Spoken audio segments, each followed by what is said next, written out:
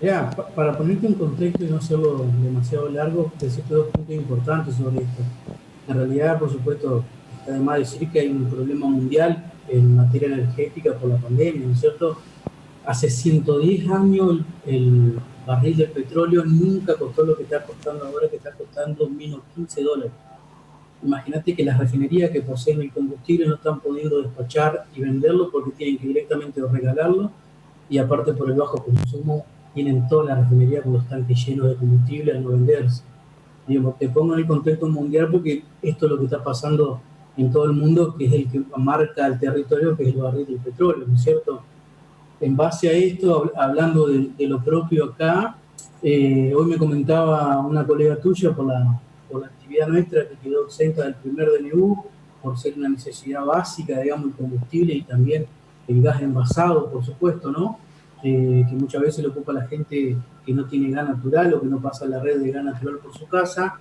Eh, por la faltante de gas ahora en el invierno. La verdad que lo único que se está produciendo en este sentido es gas, así que yo por lo pronto me animaría a decirte que nunca va a haber dentro de esta pandemia la faltante de gas. Sí, lo preocupante puede llegar a ser el combustible, porque ya te digo, hoy fresco estaba hablando con algunos dirigentes a nivel nacional de la federación nuestra y hay 3 refinerías en el país que ya pararon, que no están trabajando, pero no por falta de combustible, sino al revés, al contrario, tienen en stock lleno de combustibles acopiados, y como hay poca demanda, por lo que vos manifestabas recién sobre la falta de consumo al que la gente no transita mucho por la calle, tuvieron que parar la refinería, digo.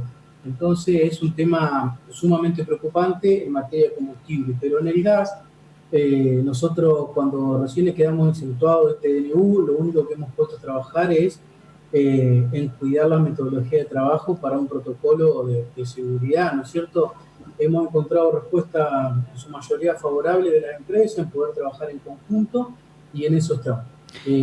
Muchas veces hay cualidades que las empresas de nuestros afiliados están poniendo en manifiesto. Por ejemplo, muchas veces la colocación de tubos de gas de 10 o de 15 no están siendo instaladas dentro del domicilio porque la gente que recurre a esta garrafa por seguridad o por cierto temor que es sumamente validero, la instalan los propios dueños de los domicilios, ¿no es cierto?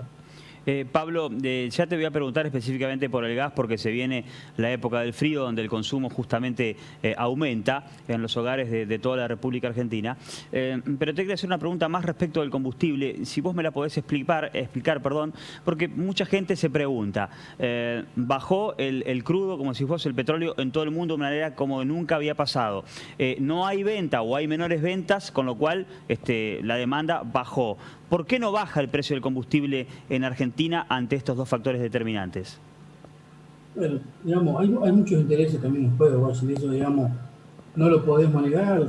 Todas las empresas de distintas firmas con representación nacional y también internacional, y esto, digamos, nos hacemos cargo de lo que decimos, también hace su juego en la variable de los precios, digo, pero lo que tendría que, la mayor preocupación que esto tendría que tener sería que baje, pero también hay un problema, Washington, que parte desde el inicio. Digo, si nosotros tenemos las refinerías de la República Argentina abastadas de combustible, ¿no es cierto? Porque viene de la extracción del petróleo, se refinan las refinerías que tenemos en la Argentina, se hace el combustible, se hace la nafta, se hace el gasoil, y hoy todas las refinerías, como yo te decía, están acopiadas hasta el tope, por así decirlo vulgarmente, de combustible, y no pueden venderlo, entonces tampoco pueden hacer un ajuste o una baja de precio. Digamos, no hay demanda ni compra de la misma empresa, porque al ver tan bajo consumo, al ver que todos los tanques están llenos de combustible, tampoco se puede dar digamos, una conversación que tenga que ver con lo comercial. Entonces, el punto creo que va que parte de la iniciativa de que no hay demanda. Ahora, si una estación de servicio tiene ya su propio combustible acopiado en su estación de servicio, no en En compra, sus tanques, y no claro. la va a querer vender, no la va a querer vender a un precio menor del que la compró, ¿no es cierto? Claro, claramente. Esto de última tendrá algún efecto en unos meses o el mes que viene. Exacto, pero Claro. yo creo que en realidad acá tiene que haber, por así decirlo, un patrón que tiene que ser el que ponga las condiciones de juego, que seguramente será el gobierno nacional, en forma del Ministerio de la Secretaría o la Secretaría de Energía, ¿no es cierto? Ujú. Que son los que tienen que poner un consenso en esto, pero te digo, nadie va a querer vender un combustible que lo compró a un precio y lo va a vender menor, ¿entendés? Claro, claro, claro. Volviendo al tema del gas, hace instantes indicabas que se garantizaba el gas para el invierno que se viene. ¿Qué va a pasar con el precio del gas envasado? Bueno, hoy yo estaba hablando con una delegada que tenemos en una empresa justamente de esto. Los precios no se han elevado, sino que se ha mantenido el precio desde antes de la pandemia, ¿no es cierto? Eh, por lo menos en las empresas que nosotros tenemos conocimiento y nos pasamos información a los afiliados o los referentes de la comisión directiva. Digo, los precios se han mantenido.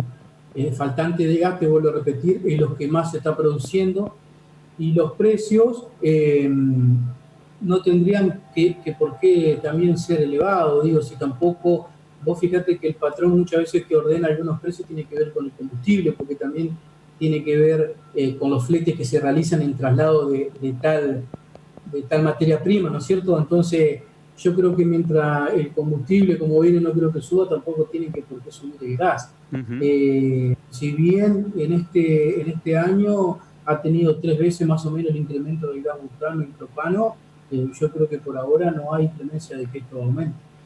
No sé si está en tu conocimiento particular, porque no tiene que ver con tu tarea específica, pero ¿en cuánto estaría el tubo o la garrafa? Y depende de la empresa, pero un marco de 1.300 pesos más o menos, un poco menos, un poco más, donde empieza la competencia de algunas empresas, pero tiene ese marco. El El de tubo de 45, el de 45.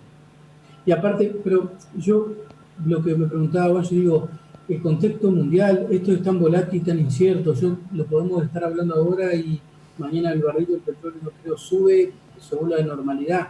Digo, es un dato importantísimo. Vos sabés que en el mes de abril la OIT, la Organización Internacional del Trabajo, pronosticaba para el mes de abril en el mundo 25 millones de puestos de pérdida de trabajo. Esta organización mundial hoy se tuvo que retractar hace una semana y hoy está hablando de 150 millones de Es trabajo. mucha diferencia, sí. Lo que te quiero decir con esto es que en realidad hay un cambio circunstancial como todas las actividades y por supuesto la economía no deja de ser lo que nos ordena en todo el mundo, ¿no?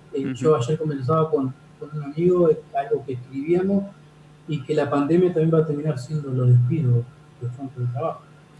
Pablo, por último, te pregunto, ¿cuántos trabajadores están bajo la órbita del sindicato de petroleros? ¿Y cómo está el sector, en materia de sueldos y demás? Nosotros en materia de sueldo de gas envasado tenemos un sueldo final entre 53.000 pesos y 60.000 pesos, depende de la categoría, más o menos con algunos ítems no remunerativos. Y en la provincia de Entre Ríos tenemos más de 1.000 trabajadores que ¿De en cuánto? materia de Disculpa, gas. no te entendí. ¿Cuántos? 1.000. 1000 trabajadores. En todas las ramas, nosotros tenemos la rama del biodiesel, que también es otra rama que está con muchos problemas también, y que está trabajando a un 50%, tenemos el gas envasado, y tenemos una refinería en la ciudad de Gualeguay que también hace derivado de petróleo como combustible, fuló y aceite, que también son más de 60 trabajadores que estamos teniendo una charla con los empresarios para ver cómo podemos seguir adelante, porque directamente esta empresa de 60 trabajadores están trabajando 10. Entonces, bueno, los problemas no solamente en la organización sindical nuestra que nuclea, que tenemos una federación, sino en todos los sindicatos creo que están teniendo este problema, pero el consenso tiene que ser la palabra que reina entre la organización sindical y el empresariado para poder salir de esta circunstancia que en realidad nadie la provoca, o sí, pero está en juego los puestos de trabajo, entonces tenemos que estar a la altura de las circunstancias. Imagino, por último, Pablo, que, corregime si no es así, que habrá mucho trabajo informal también en el circuito del gas, por ejemplo. No sé, aquella persona que realiza el traslado de fletes de las garrafas, ¿está enmarcado de manera informal o tiene que estar justamente habilitado de alguna manera determinada?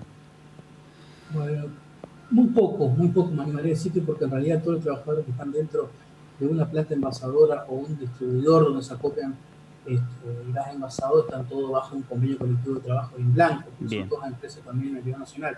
Lo que sí puede haber es mucha gente que por decirlo, para que se entienda, que tiene una changa y capaz que tiene 10 envases, 5 envases, Claro. y busca a la empresa que provee y vende en su local o tiene un puesto en su domicilio. Eso puede ser lo que más informal puede llegar a ver a la actividad, ¿no es cierto?